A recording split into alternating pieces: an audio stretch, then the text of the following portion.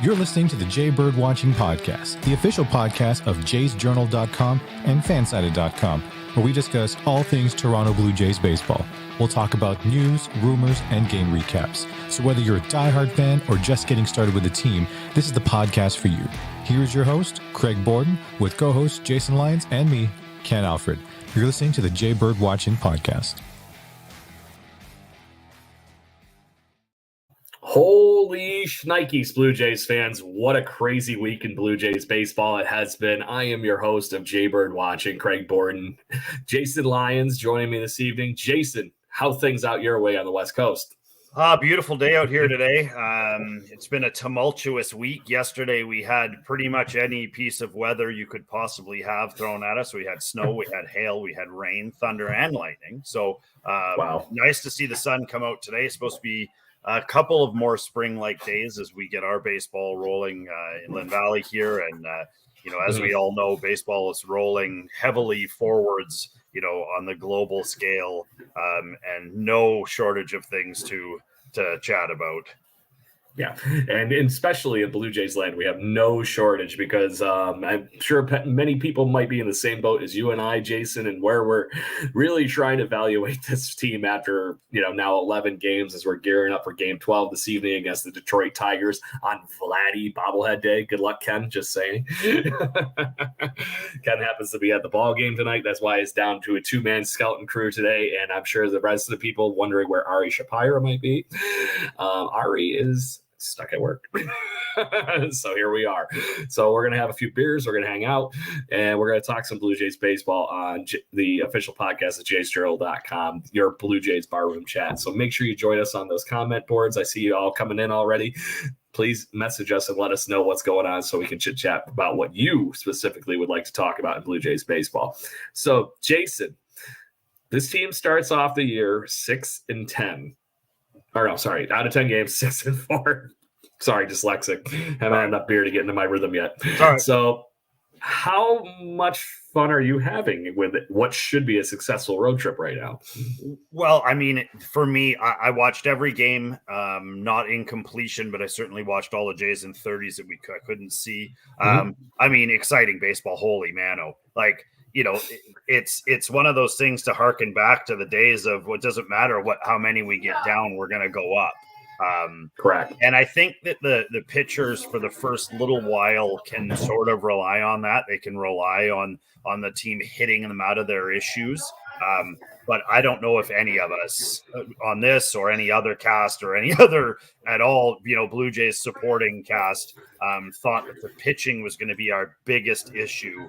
Right. The first road trip. And I understand a roadie is hard. That's that long to start the season. I mean, you want to have at least one, from the friendly confines of your own barn. But then, Manoah gets to start at home, and it was really close to going off the rails in a massive way. I mean, your best friend and now best friend of the show, Kevin Kiermaier, is putting on an absolute show. Yes, this guy even gives us 50% of what he's given us in the first 10 games. He's going to be one of the steals of the year. Yes. So for me, it's the baseball's exciting. I don't love bad pitching, but I do like the fact that Manoah came back yesterday and really battled. But I would say, Barrios looked bad. There's lots of them looked bad. And then Gausman had a really nice comeback outing. But overall, the pitching, I feel like they're trying to get used to the clock. They're trying to get used to some things changing. What's his name's got to get that pitch thing off his glove. That has to end. Bassett. That's got to go. That experiment, in my opinion, has also failed. Yeah, to that point, it happened. It's got to be done. So yeah, that's my take. Is and I feel like they're having fun. I feel like this is where we want them to be. We want big smiles. We want, Kiermaier jumping out of the Dougie after he hits his home run, only to watch to barely celebrate and come back. Another one go out of the yard. So I mean, it's fun baseball. Is it sustainable? Probably not. But the hope is that the pitching would come around to sort of butt end some of that. Oh, and Matt Chapman, who is this guy? Player of the week, Matt Chapman. Seriously. I know that when we got him, there was a lot of talk about him being, potentially the best defensive third baseman in the game. But I mean, I don't know that we ever expected this, did we? Correct. No, I didn't expect it this well. I've always known he has this kind of talent in his bat because we already knew what he could do with the leather. But oh my God, he's got a high batting average. He's smashing home runs, doubles, just looking like exactly what this team. And to that point, Schneider is rewarding him this evening. I don't know if you've seen the lineup card yet today. He's batting cleanup tonight. No more of this fifth spot stuff. So he is circumvented Varsho. They are now 4-5 instead of wow. Well, I mean, that's awesome. And I mean, Vladdy has struck out once all year. Like, is that even a thing? I think he's up to 3 total for the whole year after last night. But to that point, you could see how frustrated he was during the home opener last night. He was just missing the barrel on a couple of really lumbering up and joining the hit parade. But we'll talk about all that in the home opener here shortly. I want to focus on the road trip just a little bit because last week when we finished this podcast, we were just wrapping up in Kansas City. So there was only one more game left in Kansas City. And to true Cito ball level, the Blue Jays win a series in Kansas City and solidify that with a 3-1 games over the Kansas City Royals. That was a team we should have been doing that too. So mission accomplished. And like you said, were things perfect in KC? It looked better outside of the 5-9 loss to kick off the series, but everything looked like it was heading back into the right direction where I would be a little bit more comfortable with where we stand, Jason. But then things go, I would say, equivalent of home opener game, or I mean the season opener game, just kind of off the rails and crazy. Yeah. We saw full version of Mike Trout in Los Angeles during the closing of this road trip, the last 3 games. Mike Trout was a one-man wrecking crew offensively against the Blue Jays over the weekend and really showed off his stuff. Shohei Ohtani still getting the things going, but still he's Shohei Ohtani. So he's going to do these things. But you have a 4-3 win, a 5-9 loss, and then somehow eking out a 12-11 win to carry some momentum back to your home opener. Wrap me through some of those thoughts that you had in the midst of where we went in that series, because that is the level of just crazy, especially the game this past Sunday. Yeah, I mean, I think one of the biggest things, and I mean, I think this is something that I see as being very positive. Like, I coach a lot, and one of the things I'm always trying to impress on these kids is that you're never out of a game. And that's what the 12-11 game was. They were never gave up. Another home run. Oh, well, we're going to go mash. Another home run. Oh, we're going to go mash. So, I mean, it's the resiliency that they showed.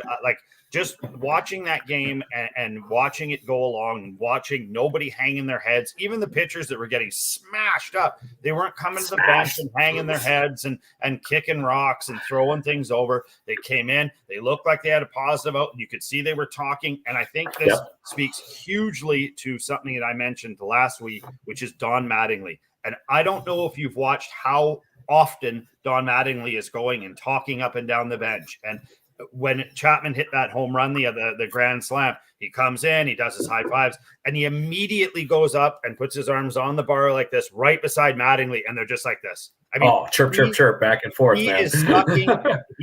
Mattingly is putting out information, and the Jays are just eating it up by giant spoonfuls. And I have to give him credit for a guy who who played a lot of baseball, a lot of important baseball.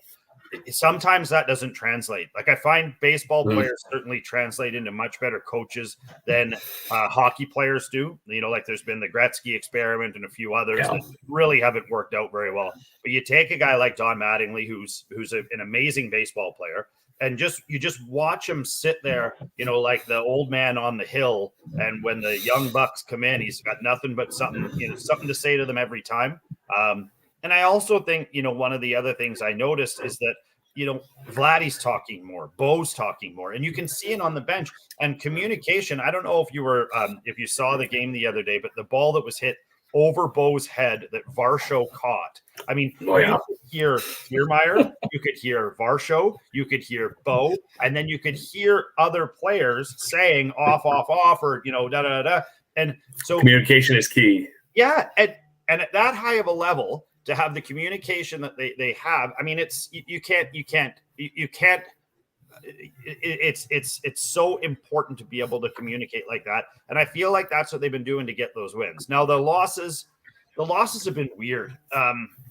Bo boots a few balls, and there was a lot of like Texas leaguers, and then a lot of balls that were hit really hard. So the defense is on their heels, on their toes, and the pitching is helping them because the pitchers are throwing meatballs, and so I get it. We've all been there. Where your pitching's not getting the job done. You would hope at some level that you have have somebody come out of the pen and help them out. But it's just not happening for them right now in those situations. So it's nice to see Pop. It's nice to see a few of those other guys come out and get some innings in the game yesterday and pitch well.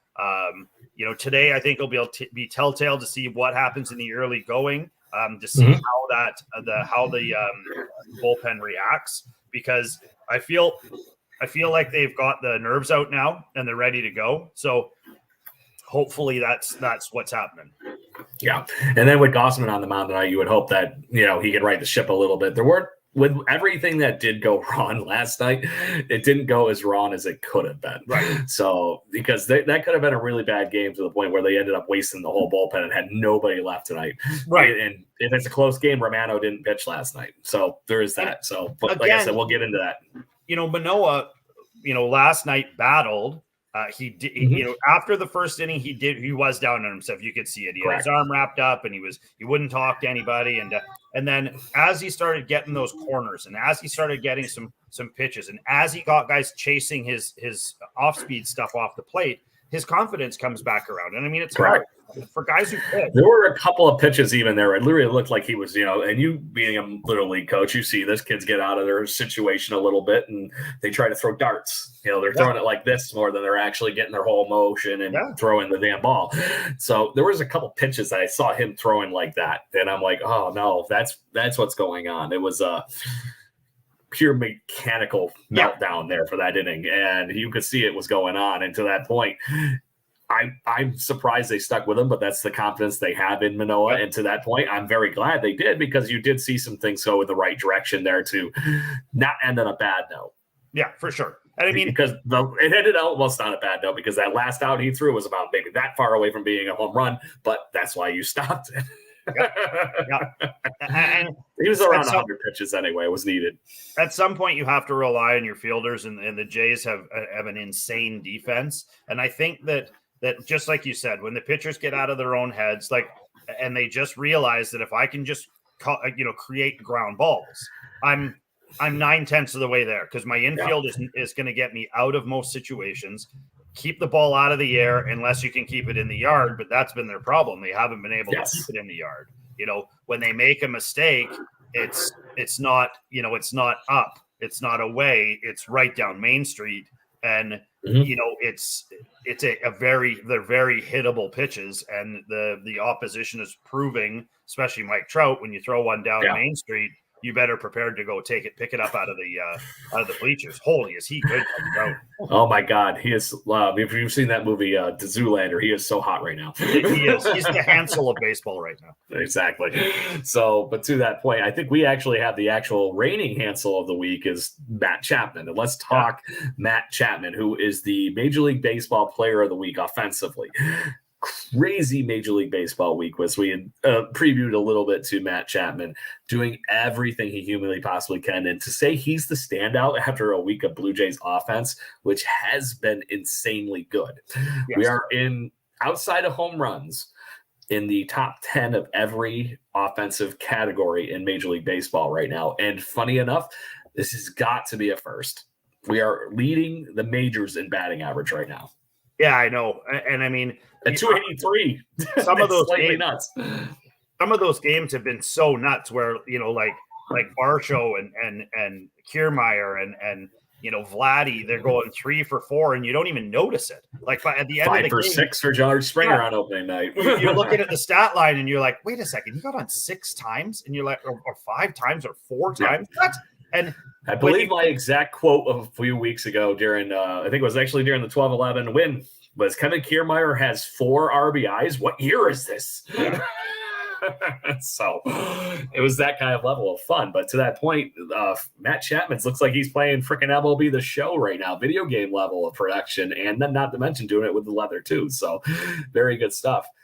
I mean, I also like the fact that, I mean, this kind of goes back to the home opener just for a tick, but to see the fans welcome Kiermaier and Varsho and then to just hear the when he's catching balls and there's just adulation out in the field, and it's nice to see the building seem alive and all the rest of it. But like there's plenty alive. That's a whole other topic. Yeah, like you were saying though, I mean, to see some of these guys perform, the first time with a new team, never having been traded, or if they have been traded, it was, they had a cup of coffee wherever they were. They didn't have roots. And, and then Kiermaier, I don't know if you saw last night, but he said, this is the start of pushing for the end. And yes, I'm like, wow, that's serious. And it's not just him saying that. That is the Schneider mantra from this early spring training speech that finally leaked out some of the words, right? We are no longer a good team. We are going to be a great team, right? And they are putting that up. And the fact that you have seen the pitching slouch, and yet everybody's picking up each other, and we're still one of the better teams in baseball when you're looking at this right now. So I think the last MLB power rankings had us at 6 or 5. Yeah. Ballpark. So, and that's obviously, there's a lot going on, including the team that we're going to preview here going toward that still hasn't lost a damn baseball game. So, but that's a whole nother topic. Like who would have ever thought that? I mean, the Rays are a good team, but I've only seen highlights. I haven't seen any of the actual games. We're going to talk specifically to that, and I have some interesting things that we're going to talk about here. Because like I said, they are coming. We're going to have to deal with them this week. So anyways, so let's put a bow on the road trip. Like I said, we ended up going 6-4 for the road trip. What, in your opinion, was the biggest issue throughout the weekend there? And I think you already touched on it. Just, is there any individual performance that stuck out, or is it, in your opinion, the pitching starting wise and even bullpen has not been in early season form? It's in spring training mode a little bit. I think it's a matter of confidence. And I think what they have to, the guys have to realize is we have a lot of ground ball pitchers that just need to execute. They need to stick with the plan. If they feel like they're missing, I've noticed a couple of the strike zones have been pretty tight in some of those games. And I always find it interesting when the opposition seems to be able to hit those lines and the visitors are just off. It is what it is, and they know the slant of the mound, and the dirt's a little different. And I noticed that in 2 of the games in KC, the Jays pitchers seem to be slipping a little bit on the mound, and that's another thing that you can't account for that. You just got to hope that you can go out and bash, and so you're dead on for me. It's confidence in your D. It's just sticking with your pitches, and if they're not working, being man enough to maybe look into the dugout and give them the sign, like, or at least get up and talk to your Skip and say, hey Skip, I don't know if I can keep throwing this curveball. It's just not working. We've got the horses, and hopefully tons of horses. We can communicate as a team and say, and use that. Like, I think there was a couple of times that they're certainly looking to pull Manoah, and I think that he kept looking in with enough confidence that they were like, you know what, let's see if he can swim his way out of this mud hole. And yeah. And to that point, like I said, I think that helped because they did save the bullpen for an inning or two last night with experimenting and letting him try to run out there and do that. So yes, it was not a great performance, but he is the bulldog of that rotation. So let him go out there, and some days you're going to get goose egg, and some days you're going to get something like that, ace level, which is usually more of the latter for that matter. So to that point, am I worried about Alek Manoah? No, I do think this is a million one other things. I do think even the Barrios stuff and all that kind of stuff, I've seen enough good that I'm still very confident that something right is going to happen. I just don't know what's going to happen going forward here in the short term, but I'm not worried about any of those guys really long term for the season. He scares me the most. Barrios scares me the most right now. Correct. He goes into the dugout and he doesn't look like he's got confidence. I feel like he needs to shave that blonde out of his hair. Just do something to totally change what's going on. Shave the goatee mid inning or whatever. Yeah, like Danny Jansen run down into the thing and just shave half or something. I don't know, like whatever you need to do. But get scary. He's fragile right now, and a fragile pitcher is hunted. Like Yeah.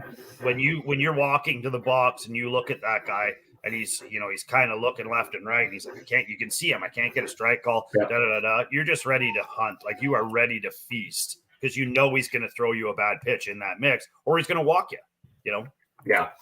And that's what they're all looking for. But even I think that's what really got to Gossman last night. You were mentioning, or not Gossman, on Manoah last night.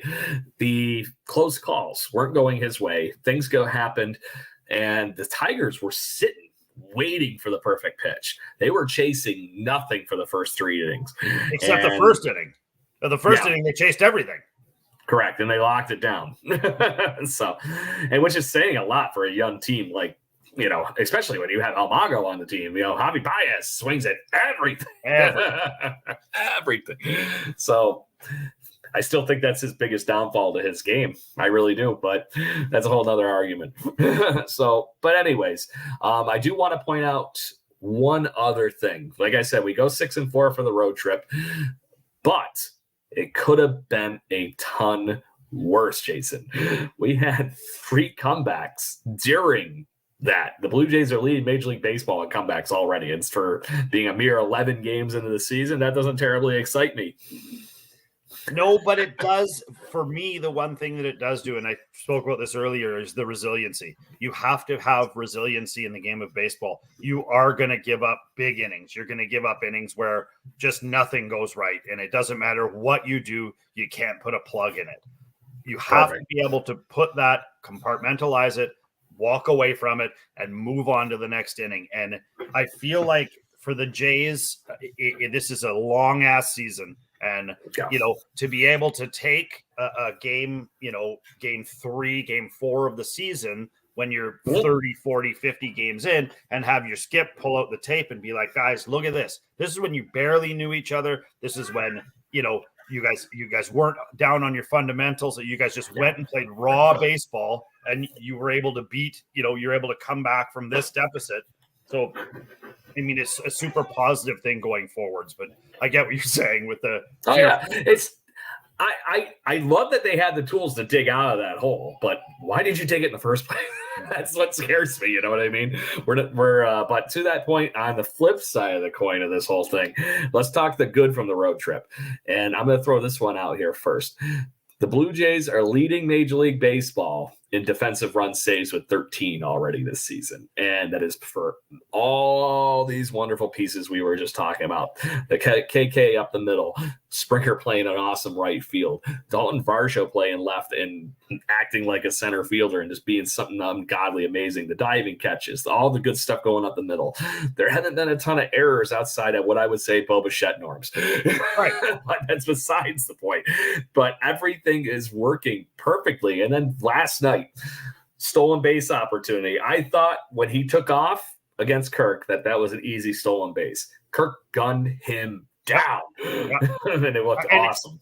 I mean, as the father of a catcher, it's one of the things that we pay a lot of attention to. Like when we were watching Sal Perez for the Royals, I mean, that guy, not only does he have a bullet for an arm, but he probably has the best peripheral I've ever seen as a catcher. Like he can see you stealing, but as you've taken just as your feet turn, he's already got you. And they were any kind of he's got you. And the thing with Kirk is he's very athletically talented for his body style, shall we say. Correct. But what he does do is he really uses what he's got in an unbelievable positive way. Like that home run last night, like what was that? A half a swing, maybe? And it, like I told you, I saw him freaking basically chopping down trees with baseball in West Virginia when he was in the minor leagues. Yeah, it's just the guy's a monster. Danny Jansen has fallen off a cliff, unfortunately. But I think that writes out eventually too. But he's been sick. Defensive catching is so strong, Yes. And it was nice to see Brandon Belt get some hits, for a change. I think that just to see the smile on his face and just be like, get this monkey off my back for now. Like, and by the way, for the Blue Jays fans that were booing him in the ballpark last night, shame on you, because that was just It's silly. The guy's here to play baseball, and it's how many games into the season. The guy is a near World Series MVP at this point. Give him a chance. It's going to be fine. You're not paying him a fortune to be here for one season. Worst case scenario, he gets cut. There was no reason to pull him. He hasn't lost you any games yet. And then to that point, he put up 3 hits last night. Yeah, and you forgot to mention. A key one. You forgot to mention from the first 10, the whole way through the first 10. I mean, we have been locked down at first base and third base. 100%. Vladdy he's lights out. He's so good. Sure thing. I don't know. Even the balls that shouldn't be caught. He caught a couple in that Anaheim series. I can't remember who threw them, but I was like, oh my God, is he dead? I mean, it's good.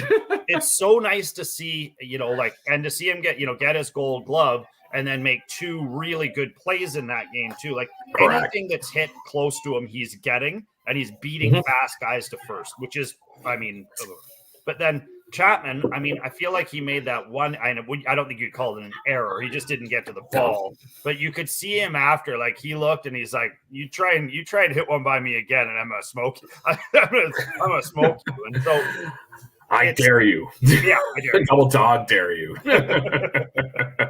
So, but that's how it is. But to that point, I think as far as the positive takeaway from the last, from our previous episode last week, the defense has been something incredible to watch. And that's my single biggest takeaway from the last week in Blue Jays baseball. Yeah.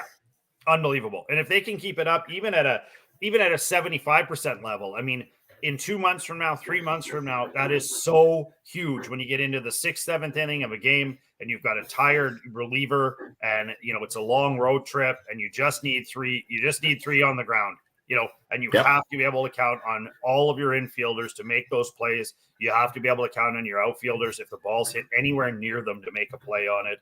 And we have to have one of the most feared outfields right now in the whole league. It's a vacuum cleaner, man. There's no holes. Where do you hit it? You have to hit it over the fence or it's getting caught. Correct. Which, as if we saw last night in Toronto, that might be easier said than done. But anyways, so put a bow on the road trip here. Biggest good takeaway from the road trip for you? Oh, there's a bunch. Like I said defense. I was so overly happy with Varsho. Really, if I could pick 8 guys out of the lineup that I was super happy for Bo. I was super happy for Springer. I think Varsho and Kiermaier are a 50-50 tie as to me being pleased about how well they played. But Varsho, just the whole package. It's so interesting to me to he's from a little town outside of in Wisconsin. He went to like a D14 school, and you know what I mean. I didn't even know they played baseball in Wisconsin. For the guy who should have never made the majors, not only did he make the majors, but he's showing now. And I hope nobody goes back and listens to the old podcast where we were just flabbergasted that we had traded. Well, to that point, if they listen to that, they're going to be very happy because we were all happy with that. It was just one of those things. It was like, wait, who? Yeah. Now we're finding out who in spades, right? Right. And I think that's what I was most happily surprised about was how I wanted to see him show and prove. He looked okay, pretty good in preseason, but for him to show and prove under the bright lights over and over and over and over again, picking his guys up every single time he's up. It's like a fireworks show. No one knows what's going to happen. And correct. And it could be something as crazy as a bunt to keep the game moving. And honestly, that bunt was a huge part of the game on Sunday. Crazy. And it kept the line moving and snuck us. And then he scored. So it's exactly the kind of down and dirty baseball you need. So, if he can get to 2, he's scoring. There's just all you have to do is hit a sac fly, and he's going to challenge home. Also, already has 2 stolen bases. Just saying. Yeah. So very, very good. I'm very encouraged to see, and then not to mention we have him for 2 more seasons guaranteed. So just a little bit. Yeah. So now I'm going to give myself, Jason, segue points because I don't know if you've been reading Blue Jays Twitter and traderumors.com and all that kind of stuff before the show. But there's a little bit of breaking news going on before the game this evening. Wait, breaking news? Did you see any Vladdy information before you, other than bobblehead crap? Which, by the way, stellar bobblehead. And I'm glad that even our guest from last week, Leslie Nope, tweeted out the fact that she got her prize. So I want one. I'm very interested. It could replace a few of the Funko Pops and rock and roll paraphernalia and Transformers behind me. Anyway, regardless, I do have a whole room of Blue Jay stuff that's on that side of the house. The East Wing. In the East Wing. In my little shack. So apparently it is not just a rumor, but there is confirmed evidence that the Blue Jays have been talking contract extension with Vlad Jr. Yeah. I mean, I think Vladdy sort of let the cat out of the bag. He said something. I don't know if it was off cuff or if it was. I can't wait to keep playing here. Yeah. And I mean, I think they're dull, and anyone out there that doesn't think that the Jays are dead set on signing Vladdy, I think they're out of their minds. I foresee Vladdy playing his whole career as a Jay. I don't foresee him going anywhere unless it's, really late down the line, a la Ken Griffey, or lots of guys do. But I think they're going to lock Vladdy up for a long time. I feel like they're going to possibly do the same with Bo, but I think Bo's got a couple of years to sort of. But if I was picking one guy that they were hitching this cart to for a good long time, it's Vladdy. So it's awesome news. I don't want him to go anywhere. He is. I love watching him. He is so much fun. My kids love watching him. All the kids that that I coach, and so much fun. So much fun. And so much fun. Like who hits his first home run and before he gets to first base, his helmet's already off. And who knows what happened to it? Like they don't have any footage of him going between first and home and first, but somehow that massive thing of dreads exploded that bucket. It's almost like Hanley Ramirez always used to. And he get halfway through his swing and the thing's already part of the follow through, So Goose Gossett. It's that kind of level. But yeah, exactly. So, but to that point, it's all the good things. And this news was not just a minor fly out there too. This came from Shy WD. So this is legit. They were trying. It's possibly going to be breaking news-ish in the near future or very soon right now, off season, because maybe they're just laying the groundwork that this is where we're going. Okay, fine. You're paid for this season $16 million. We'll talk about this in the off season. It might be that simple, but at least then it's done and ready to go kind of thing. So, but if it's that simple and everybody's aligned to line up and lock up, fine, great. I do think this is going to take a giant truck full of money, but I'm strangely okay with it. You're talking about picking any player in Major League Baseball to hitch your horse to and just keep a part of your team. Talent, awesome guy, fun clubhouse person, hard worker. Pick a category. He's got it all. He's got it. He can play D. If you need to move him to 3, I'm sure he could play 3 again. I mean, he can hit in crucial situations. He can put the ball out of the yard. He does 15 of 4 things you need him to do, and he does it with charisma. And I love the fact that he still brings his interpreter out when he can perfectly speak English now. I think it's one of my favorite things, especially when he fires off the answer in Spanish, and it's just like he just has a breath, and it's just and the guy's like, Vladdy likes to that point. I'm starting to get the old gears for Spanish back out of my head and start a little bit listening to him during these things. So I've always been able to interpret and hear it better than I can actually say it myself. Yeah, and I mean, being from Canada, you don't really do Spanish, you French. Yes. And so I've only been to Mexico once, but I was able to survive based on the fact that a lot of the verbiage and everything is French based, or you know what I mean, like the languages are similar in that. But it's I think it's just the whole thing is so much fun, and like I said, lock them up for as long as you can possibly do it, as far as I'm concerned. Yeah, exactly. And to that point, even if it's just the Bo thing, just so that we know that it's set money for the next 3 years, great, fine. But I have a strange feeling this is the big one that the Blue Jays fans have been waiting for. Otherwise, it wouldn't have just slipped from Shai Davidi. It would have been rumors from 1,000,001 places. And coming from him, there's a level of legitimacy and an expectation that it's not here. It's somewhere in that. Locking up a few of those regular free agent years too, not just an arbitration thing. So anyway, was curious because, like I said, outside guesstimating that the ballpark of that's going to be to the tune of $30 million, Mike Trout level money, it's going to be that kind of thing. So it is what it is. But I am, like I said, there's not a raw number to me in my head for what Vlad Jr. is worth. So. No. So let's talk home opener, because that was a hell of a fun time. You have Hazel May wandering around the stands, drinking beers and shit with Blue Jays fans. You got all these things going on. The ballpark looks incredible, and I can't wait to visit. We had plenty of our friends of the show at the ball game last night. Thank you very much for all the feedback and the tweets and whatnot, with all the pictures, everything you all sent out last night. It was very beneficial and greatly appreciated. I'm not going to lie. I'm looking forward to trying that churro up in the park social when I get up there, because that thing just looked fucking monstrous and amazing. And the same thing. And then the poutine hot dog and stuff they kept showing, all these things. It was just, this looks like a brand new ballpark to me. What do you think, Jason?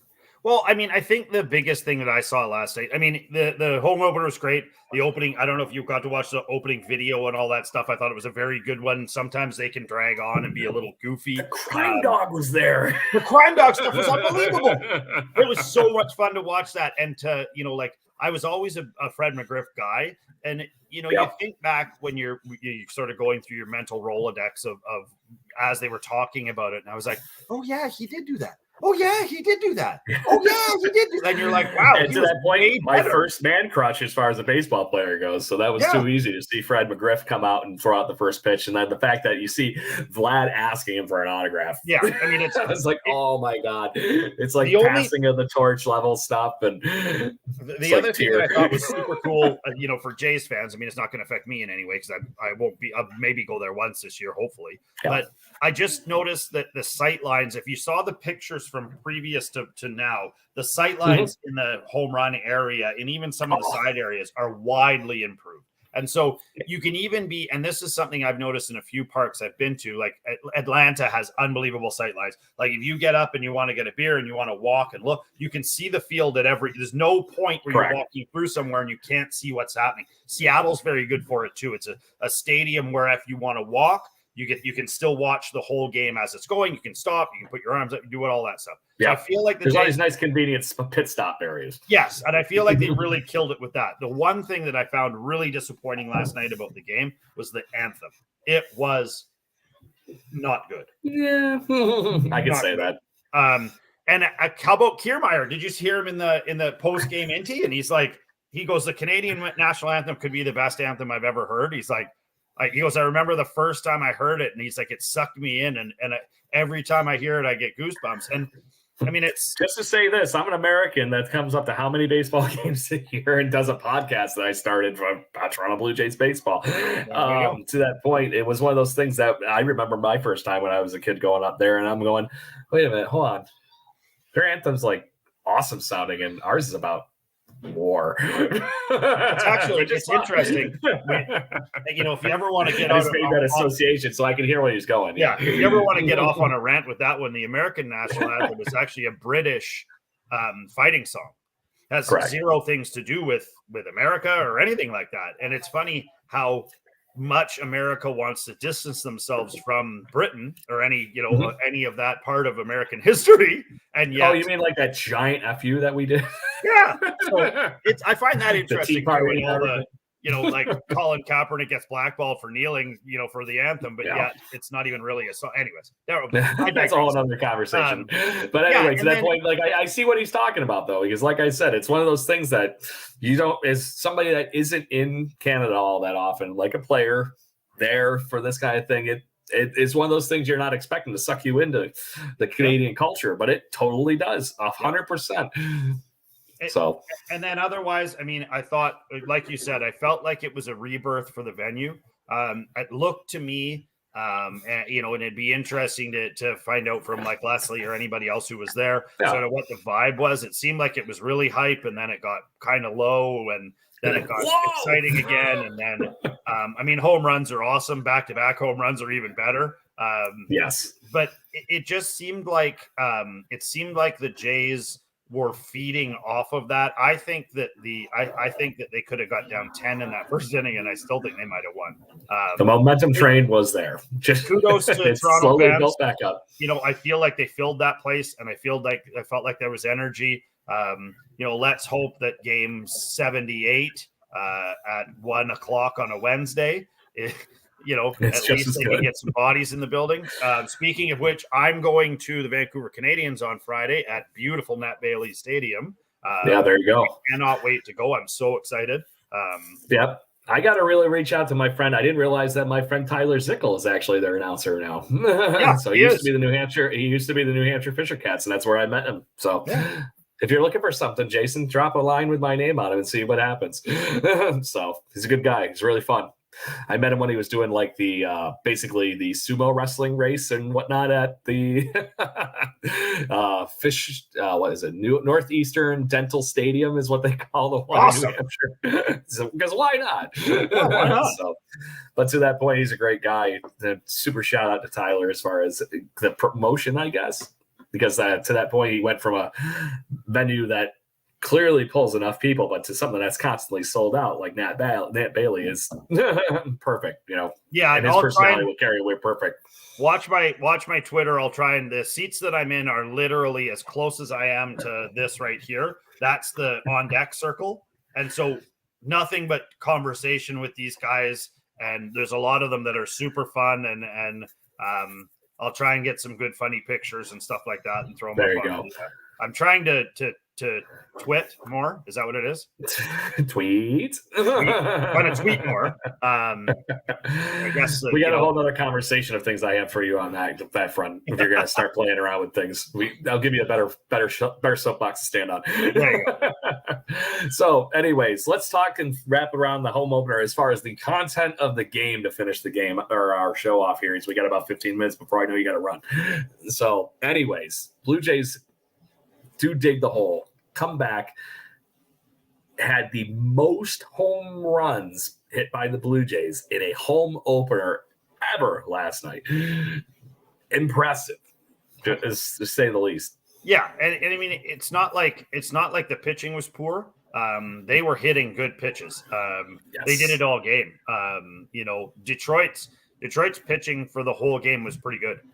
They've got a good young team. They reminiscent of the Orioles from 2 years ago, or even sniffing up against last year. And as an aside, did you see the Orioles? What do they call it? The bomb or the bomb? The homer. Oh, it's something hilarious. Is it the Mario thing? Like no, they do a beer bong when you hit a home run, but it's Gatorade. So, and they call it something weird, and it had a terrible name to start that you wouldn't want to say in front of your mother. But then, why in hell would it ever shock me that a bunch of kids on a Major League Baseball team are having fun? I know. And did you see the Angels one? The new samurai helmet. Yeah, thing? the that samurai helmet. I'm also glad Ohtani saved his performance from yesterday and not when we were down there. Holy correct. Holy shnikes. Just the home runs were awesome.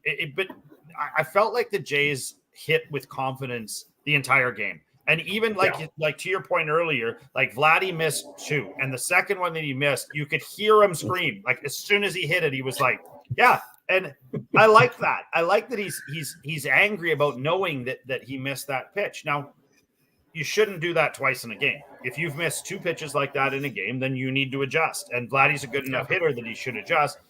Yesterday, he was trying to take one out. There's no doubt in my mind that every single time he went up there, he was trying to put one out. He wasn't trying to hit a single, no doubles, no triples, just out. Yep. And so hopefully today, he can sort of cool his jets a little bit and try and put the ball in play like he was doing the 10 games prior. But yeah, I mean, Kiermaier's catch, donkey, and then he almost has to make a second one. And then not to mention he called it. How about he was apparently goofing around with the team?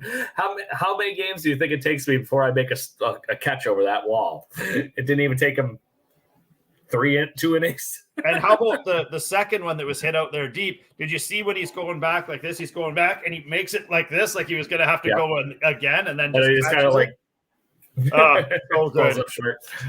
But yeah, to that point, I think you saw my tweet that I made sure I put you out from them on the major account last night. That me and about all the Blue Jays fans that wanted to hate that Kevin Kiermaier was on this team was wrestling with ourselves.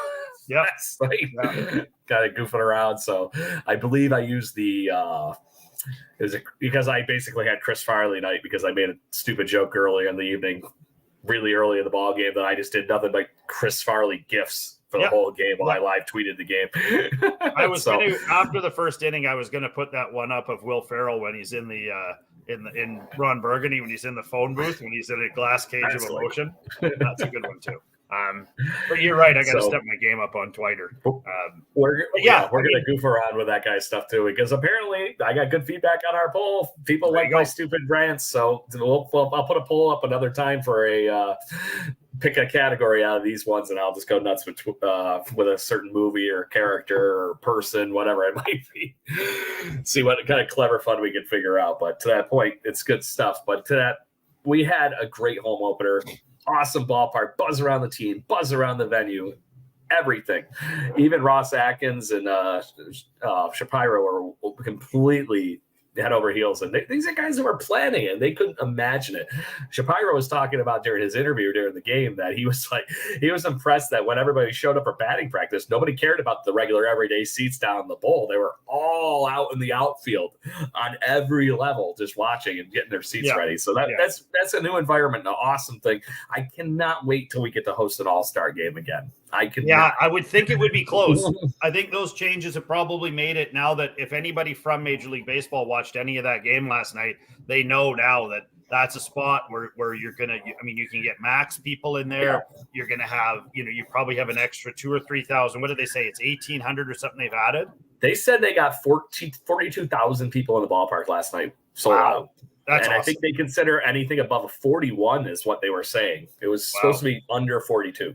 So they sold a lot of general admission seats last night, standing room only stuff. Yeah. And I think that it bodes positively for Toronto moving forwards for the next couple of years for sure. Yeah. The other thing that I really liked about last night is they did not take their foot off the throat, not once. Like at no point were they not going up there trying to mash. Like, Bo hits his home run and then Kirky hits his, they just kept going at it. And I've seen in the past, especially the Jays have had problems like, taking teams too lightly as they get deeper into games and sometimes giving up a 3-run shot, like happened on the road trip.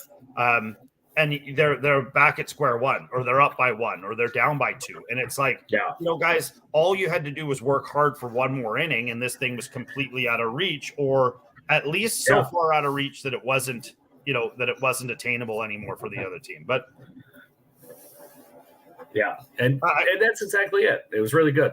A+ overall. They did everything right. Yes. And to that point, it looks like as we're watching the game live right now on my other screen here, it looks like everybody's having just as much fun as the Blue Jays are at the plate. And surprise, Vlad just took another walk. And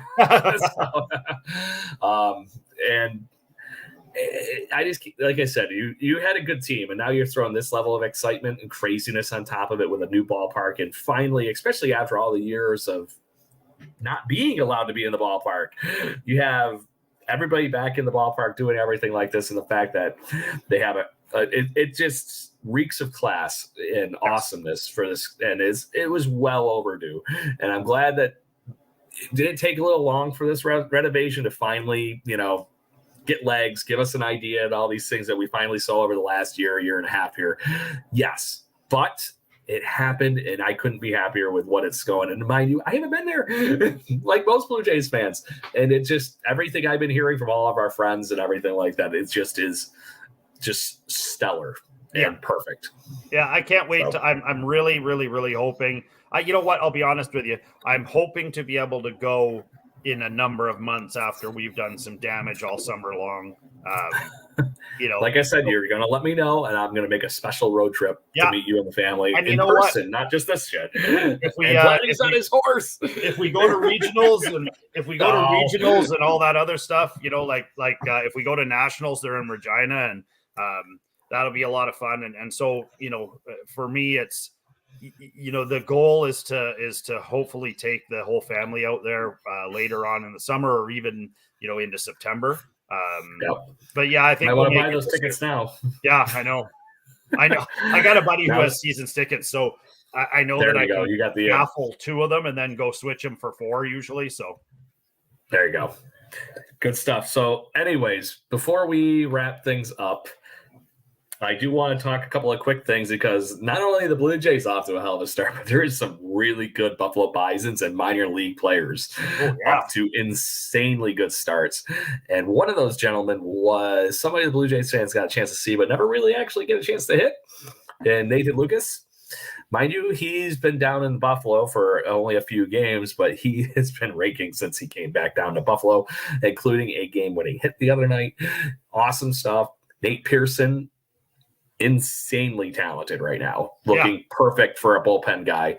And then the reigning player of the week is a Buffalo Bison that I think Blue Jays fans really need to start remembering.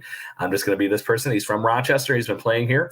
Looking forward to seeing him in person this weekend. Ernie Clement, one of the late season or late spring training waiver claims that the Blue Jays made from the Cubbies.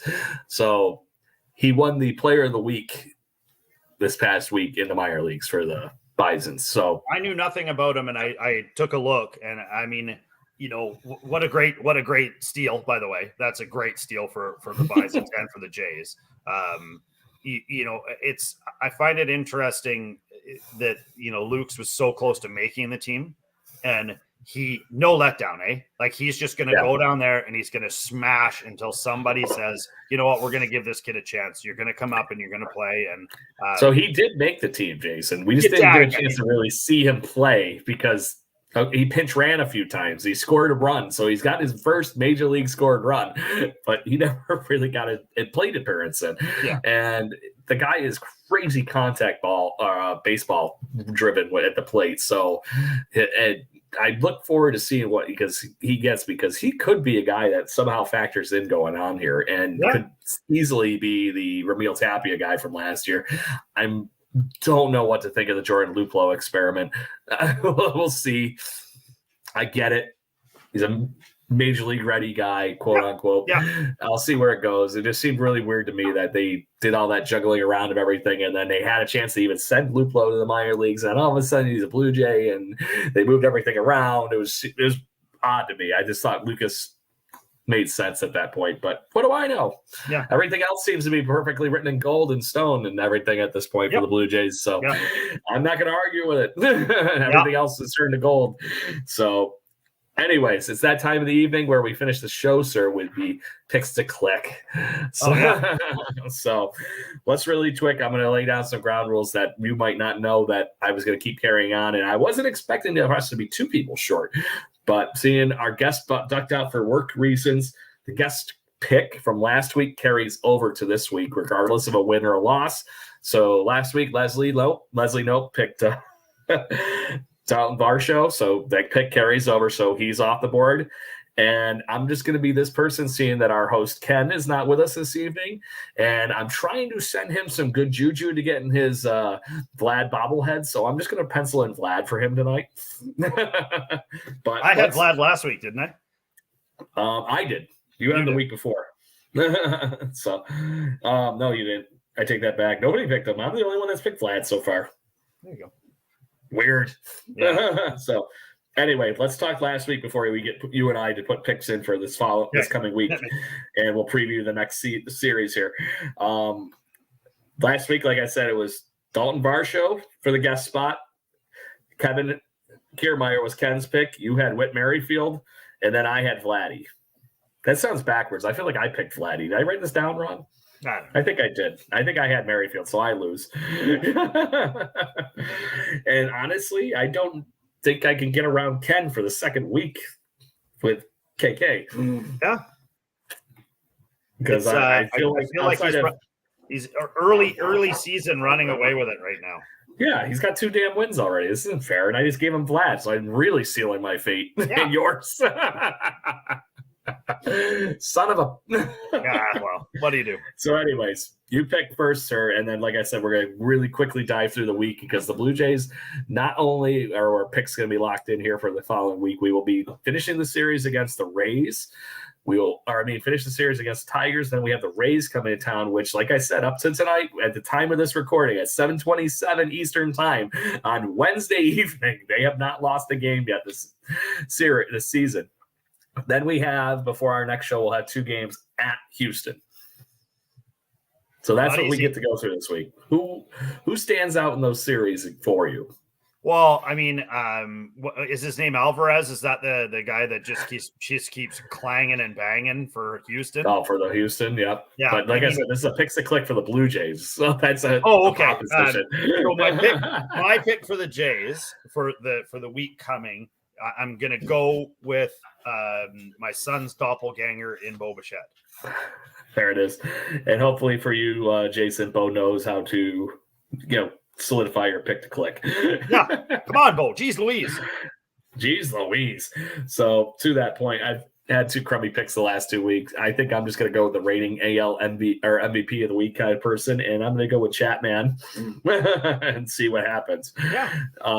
So through those games the next week, though, we seen the Houston Astros actually have a chink in the armor, it seems. They haven't been exactly the team that everybody thought they would be this early in the season, and maybe the World Series hangover is a thing. We've seen it happen with the Giants when they only won in even years. It is an odd year. Maybe this is the new even years thing. Brendan Belt knows that one just a little too well, probably, seeing he was a part of those teams.